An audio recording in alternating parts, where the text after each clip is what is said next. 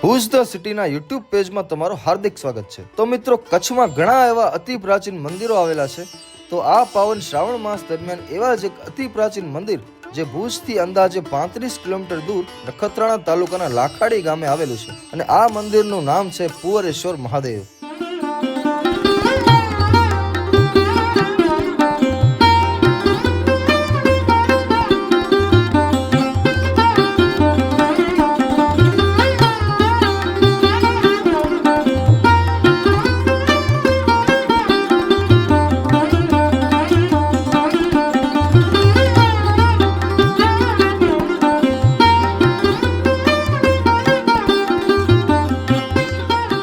તો મિત્રો, આ મંદિરના ઇતિહાસની વાત કરીએ તો આ મંદિર આજથી લગભગ 1200 વર્ષ એટલે કે 9મી સદીમાં બનાવવામાં આવ્યું હતું। આ મંદિરનું નિર્માણ ત્યારના રાજા રા પુવરો દ્વારા કરવામાં આવ્યું હતું, તેથી આ મંદિરનું નામ પુવરેશ્વર મહાદેવ પડ્યું।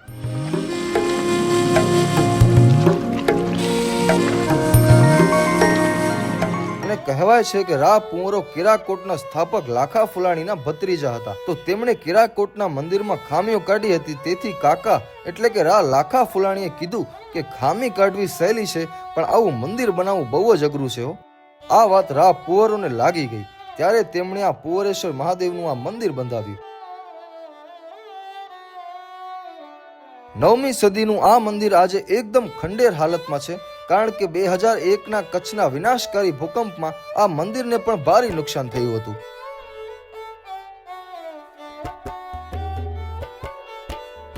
અહીં કને હજારો શિવ ભક્તો પુવરેશ્વર મહાદેવના દર્શન કરવા માટે આવતા હોય છે અને અહીં કને શ્રાવણ માસમાં જ પુરાતત્વ ખાતા દ્વારા પ્રવાસન સ્થળ વિકસાવવા માટે 2 કરોડની ગ્રાન્ટ ફાળવવામાં આવી હતી, છતાંય પણ અહીં હજી કામ શરૂ નથી થયું, તેથી શિવ ભક્તોમાં નારાજગી જોવા મળી રહી છે।